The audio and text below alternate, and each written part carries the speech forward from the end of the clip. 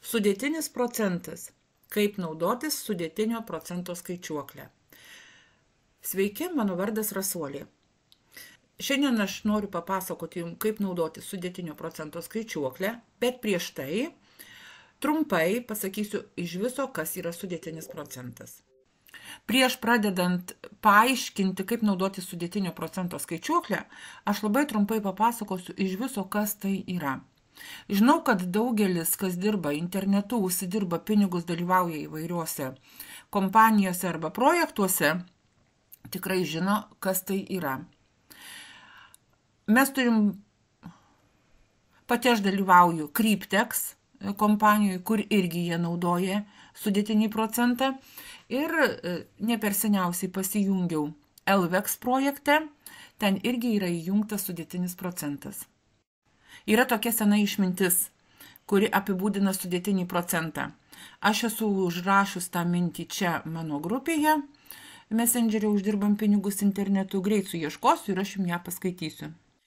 Sudėtinis procentas tai palūkanų skaičiavimo būdas, kai palūkanos pridedamos prie pagrindinės sumos ir toliau kaupia palūkanas. Tai viena iš galingiausių finansinių sąvokų, leidžianti turtui augti eksponentiškai laikui bėgant.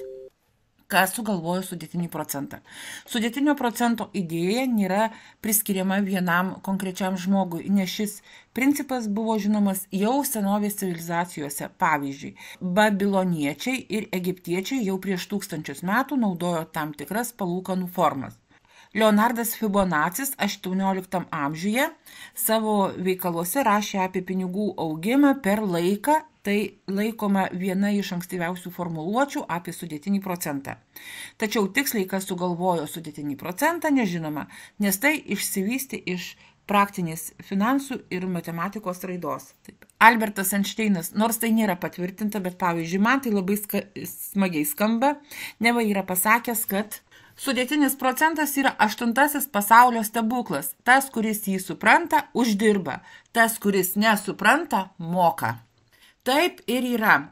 Dabar truputėlį smulkiau, kad suprastumėt tą vietą, kur palūkanos yra pridedamos prie pagrindinės sumos ir toliau jau didesnė suma uždirba palūkanas. Sakykim, įdedam 100 pinigų kažkur tai dirbti, kad gautume palūkanas. Dienos palūkanos yra 2 procentai.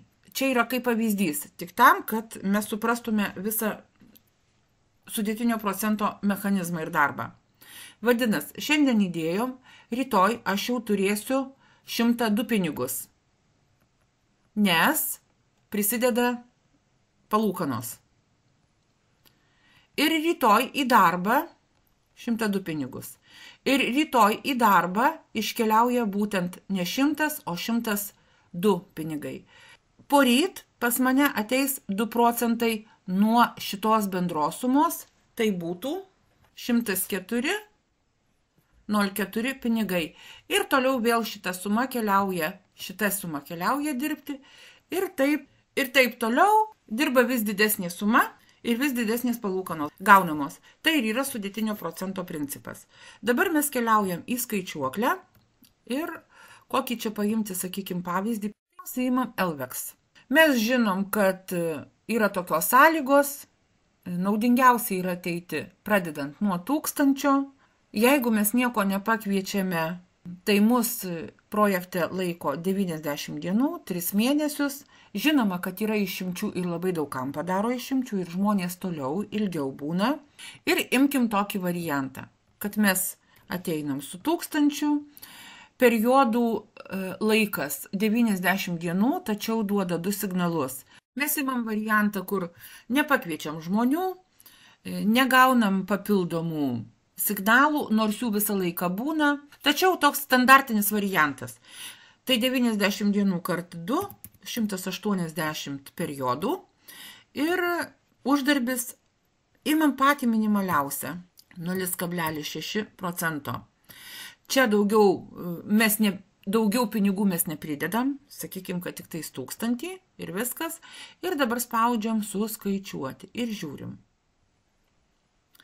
Vat per 90 dienų, jeigu mes nieko nedarom daugiau, sėdim tyliai, ramiai, niekam nieko nepasakojam, nešnekam, daugiau pinigų neinvestuojam, tiesiog su tuo 1000 dirbam 2 kartus per dieną, paspaudžiam mygtuką, tai yra visas darbas, kiek ten užtrunka, dar sakykime, su pasisėdėjimu grupėse galima, imkim pusę valandos. Bet paspausti mygtuką suprantam, kad net ir tiek nebereikia, bet aš sakau, su minimaliu pasisėdėjimu grupėse, pasiskaityti informaciją, pasižiūrėti, kaip kiti dalinasi savo išimtais pinigais, savo uždarbiais. Per 90 dienų 1000 mes savo 1000 pasidauginom iki 3000. Šitaip galima pasiskaičiuoti su sudėtinio procento skaičiuokle savo būsimus uždarbius.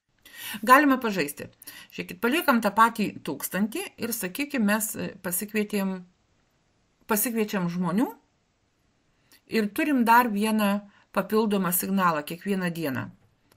Mes skaičiuojam 90 dienų laikotarpį. Nors kai mes kalbam ir pasikviečiam žmonių į LVEX, tai mums nėra to ribojimo, kad mes 90 dienų būsim. Gerai, bet mes paimkim tada, taip, pirmiausia paskaičiuokim su 1000 ir kai pasikvietėm žmonių ir gaunam papildomą signalą, arba du papildomus signalus, tai bus tada periodų 360, tą patį procentą paliekam, ir 90, va čia 90 dienų, taip? Tai paskaičiuojam ir ką mes dabar turėsim. Pakalbant, ne į kairę į dešinę, žmonėm papasakojant, parodant, kaip mes patys įsivedam pinigus, kaip įsiveda mūsų sponsoriai, kiek uždirba. Mūsų tas 1000 per 3 mėnesius užaugo iki 8615. Galim periodą ir pratesti. Jeigu paimam pusę metų, tai irgi pasiliekam, kad mes papasakojom žmonėm šitą sąlygą. Įsivaizduokim, kad mes papasakojom žmonėm. Ir vadinasi, čia tada turim 4 signalus ir 180 dienų. Tai reikia 360 dauginti iš 2 ir bus 720.